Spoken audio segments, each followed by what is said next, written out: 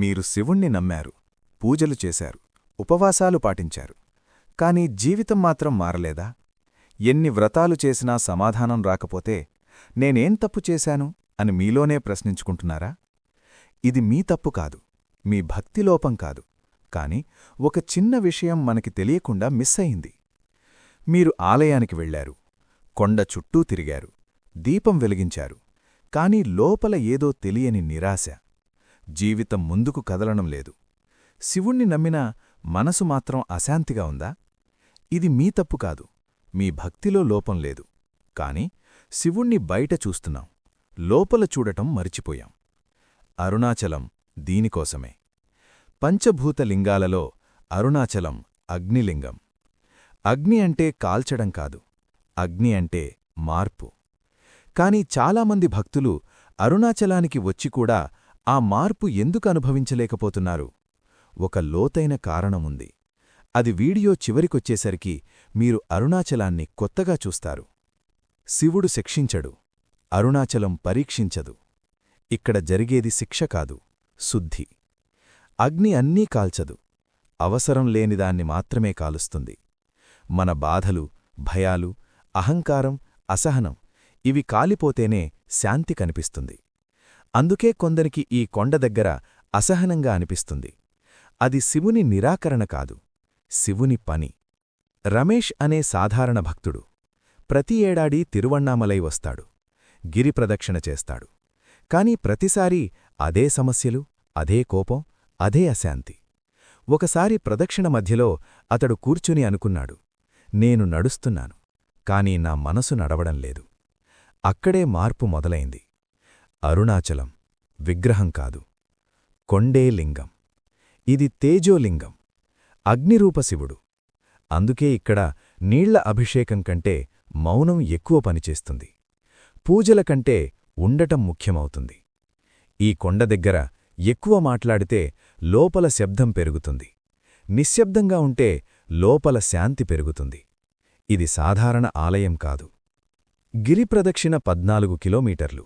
కాని ఇది శరీర ప్రయాణం కాదు, ఇది మనస్సు వలయం. మన సమస్యలు ఎలా ఉంటాయో తెలుసా? ఒకే ఆలోచన చుట్టూ తిరుగుతుంటాయి. అరుణాచల ప్రదక్షిణ కూడా అలాగే. కొండ చుట్టూ తిరుగుతుంటే మనసు తన చుట్టూ తిరగడం ఆపుతుంది. అందుకే చెప్పారు, అరుణాచలాన్ని చుట్టితే శివుణ్ణి చుట్టినట్టే.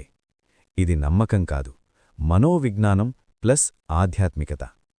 ఈ కొండ చుట్టూ 8 దిక్కుల్లో అష్టలింగాలున్నాయి. ఇంద్ర, అగ్ని, యమ, నైరుతి, వరుణ, వాయు, కుబేర, ఈశాన్య. ఇవి బయట దిక్కులు కాదు, మన లోపలి దిశలు.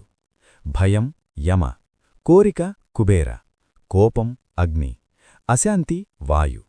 ఈ దిక్కులన్నీ దాటి మధ్యలోకి వస్తే అక్కడే శివుడు. రమణ మహర్షి అరుణాచలాన్ని భూమి హృదయమన్నారు. ఆయన ఎక్కువ ఉపదేశాలివ్వలేదు, ఎక్కువ మంత్రాలు చెప్పలేదు, మౌనంగా కూర్చున్నారు, అంతే. ఎందుకంటే అరుణాచలంలో సత్యం మాటల్లో లేదు, అనుభూతిలో ఉంది. మీరు ప్రశ్నలు అడగకపోయినా ఈ కొండ సమాధానాలిస్తుంది. ఇప్పుడు మనకి కనిపించే అరుణాచలం కొండ కృతయుగంలో అగ్నికొండ, త్రేతాయుగంలో బంగారుకొండ, ద్వాపరయుగంలో తామ్రకొండ, కలియుగంలో రాతికొండ. ఇది కేవలం పేర్లు కాదు, మన మనసు ప్రయాణం. మొదట తేజస్సు, తరువాత సంపద, తరువాత బలం, ఇప్పుడు బరువు. కలియుగంలో అరుణాచలం రాతికొండగా కనిపిస్తుంది, కాని లోపల అగ్ని ఇంకా మండుతూనే ఉంది. కార్తీకమాసంలో 3 టన్నుల నెయ్యితో కొండపై వెలిగే దీపం, అది బయట ద్యోతి కాదు, లోపలి జ్ఞాపకం. లోపల వెలుగు ఉంది అని గుర్తుచేసే సంకేతం.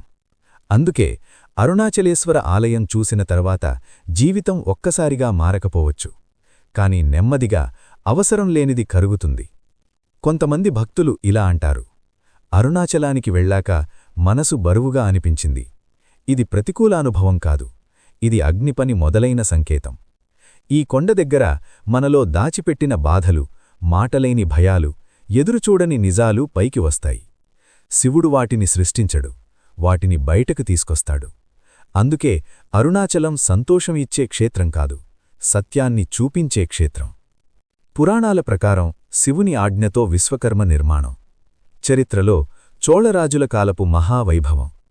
కాని ఈ ఆలయం కేవలం రాయి నిర్మాణం కాదు.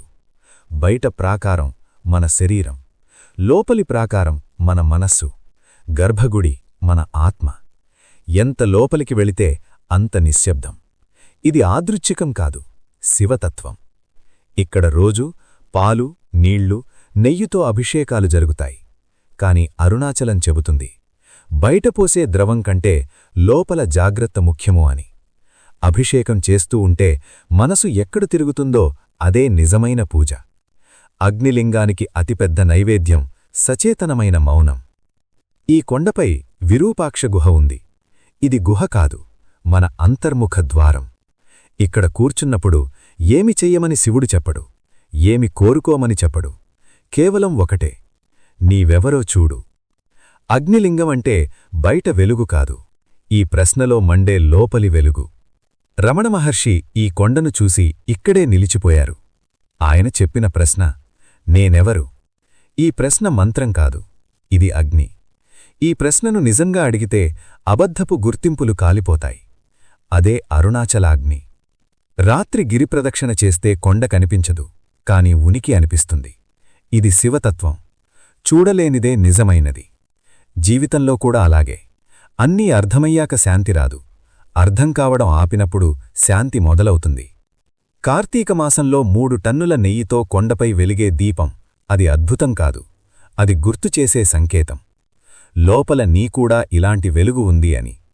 ఆ వెలుగు వెలిగించడానికి శివుడు బయటికి రాడు, మన లోపలినుంచే వస్తాడు. అరుణాచలం తేజోలింగం. తేజస్సు అంటే ఆకర్షణ కాదు, స్పష్టత. ఈ కొండ దగ్గర నటించలేం, మోసం చెయ్యలేం, మనల్ని మనం తప్పించుకోలేం.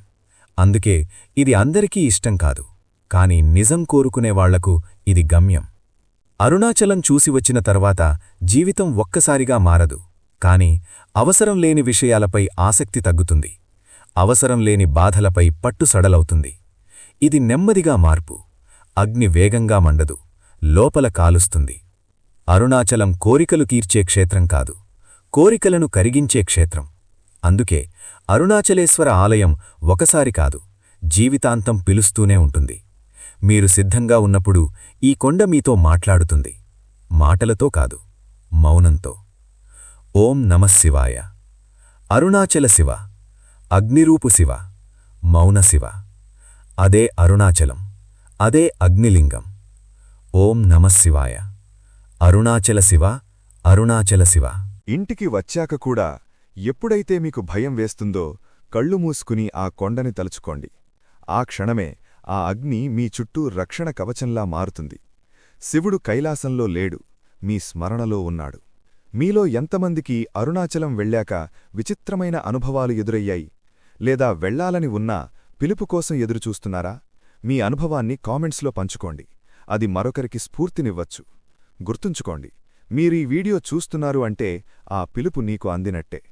కొంతమంది భక్తులు భయపడుతూ అడిగే ప్రశ్న ఇది: గురువుగారు, అరుణాచలం వెళ్ళొచ్చాక నా ఉద్యోగం పోయింది, లేదా నా బంధువులు దూరమయ్యారు, ఎందుకిలా జరిగింది? వినడానికి కష్టంగా ఉన్నా ఇది ఒక శుభవార్త. శివుడు లయకారుడు, అంటే నాశనం చేసేవాడు. ఆయన దేని నాశనం చేస్తాడు? మిమ్మల్ని కాదు, మీ జీవితానికి అడ్డుగా ఉన్న మీ కర్మలని. మీరు గట్టిగా పట్టుకున్నది మీకు మంచిది కాకపోతే అరుణాచలేశ్వరుడు నిర్దాక్షిణ్యంగా దాన్ని మీ చేతిలోంచి లాగేసుకుంటాడు. ఒక తోటమాలి ఎండిపోయిన కొమ్మల్ని ఎలా కత్తిరిస్తాడో శివుడు కూడా మీ జీవితంలో అవసరంలేని మనుషుల్ని, ఉద్యోగాల్ని తొలగిస్తాడు. అది శిక్ష కాదు, రక్షణ. ఆ ఖాళీ ఏర్పడితేనే కొత్తది, ఇంకా గొప్పది మీ జీవితంలోకి వస్తుంది. కాబట్టి అరుణాచలం వెళ్ళాక ఏదైనా పోగొట్టుకుంటే బాధపడకండి. శివుడు నా కోసం స్థలాన్ని శుభ్రం చేస్తున్నాడు అని నమ్మండి. గిరిప్రదక్షిణ చేసేటప్పుడు మీరు ఒంటరిగా నడుస్తున్నారని అనుకుంటున్నారా? అపోహపడకండి. ఆ 14 కిలోమీటర్ల దారిలో కంటికి కనిపించని వేలమంది సిద్ధపురుషులు మీతోపాటే నడుస్తుంటారు. అరుణాచలం సిద్ధుల క్షేత్రం. వారు కాంతి రూపంలో, గాలి రూపంలో, లేదా ఒక్కోసారి పిచ్చివాళ్ల రూపంలో, కుక్కల రూపంలో కూడా ఉండొచ్చు. అందుకే పెద్దలు చెబుతారు, గిరిప్రదక్షిణలో ఎవరినీ తక్కువ చేసి చూడకు. నీ పక్కన నడిచేది సాక్షాత్తూ ఆ శివుడే కావచ్చు. ఎవరో వచ్చారని తప్పుకోవడం కాదు, మీలో ఉన్న అహంకారాన్ని పక్కన పెట్టి నడవండి. మీరు నడిచేటప్పుడు వచ్చే చల్లటి గాలి ఆ సిద్ధుల శ్వాస కావచ్చు. ఆ పవిత్రమైన గాలి మీ శరీరాన్ని తాకినప్పుడు తెలియకుండానే మీ ఆరోగ్యం కుదుటపడుతుంది. ఇది సైన్స్కి అందని వైద్యం. చాలామంది గుడిలాపల లింగాన్ని తాకలేకపోయామని బాధపడతారు. కాని బయట ఉన్న ఆ కొండ సాక్షాత్తూ లింగస్వరూపమే కదా. గిరిప్రదక్షిణలో అవకాశం దొరికినప్పుడల్లా ఆ కొండని తాకండి. మీ చేతి స్పర్శ ఆ రాతికి తగలగానే ఒక ఎలక్ట్రిక్ వైర్ని తాకినట్టు శక్తి ప్రవహిస్తుంది. రమణ మహర్షిగారు ఆ కొండరాళ్లని తాకుతూ తల్లి ఒడిలో బిడ్డలాగా పరవశించిపోయేవారు. అందుకే చెప్పులు లేకుండా నడవమంటారు. భూమికి ఆకర్షణ శక్తి ఉన్నట్టు అరుణాచలానికి కర్మహరణ శక్తి ఉంది. మీ పాదాలు ఆ రాళ్లకి తగులుతుంటే మీ నరాల్లో ఉన్న ప్రతికూల శక్తిని ఆ భూమి లాగేసుకుంటుంది. అది కేవలం నడక కాదు, అది ఒక చికిత్స. ఇక చివరిగా అరుణాచలం నుంచి తిరిగి వచ్చేటప్పుడు ఒక నియమం పాటించండి. ఊరు దాటేంతవరకు వెనక్కి తిరిగి చూడకండి. ఇది మూఢనమ్మకం కాదు. మీరు అక్కడ సంపాదించుకున్న శక్తిని, ఆ మౌనాన్ని మీతో పాటు తీసుకురండి. వెనక్కి తిరిగి చూస్తే అయ్యో వదిలేసి వెళుతున్నానే అనే బాధ మీ మనసుని బలహీనపరుస్తుంది. మీరు కొండని వదిలి రావడం లేదు, ఆ కొండని మీ హృదయంలో ప్రతిష్ఠించుకుని తెస్తున్నారు. ఇంటికి వచ్చాక కళ్ళు మూసుకుంటే ఆ కొండ కనిపిస్తే చాలు, మీరు ఇంకా అరుణాచలంలోనే ఉన్నట్టు లెక్క. శరీరం ఇక్కడ, మనసు అక్కడ. అదే నిజమైన యోగం. ఓం నమఃశివాయ. అరుణాచల శివ, అరుణాచల శివ. మీకు ఈ వీడియో నచ్చితే అరుణాచల శివ అని కామెంట్ చేసి ఆ అగ్నిలింగానికి నమస్కరించుకోండి.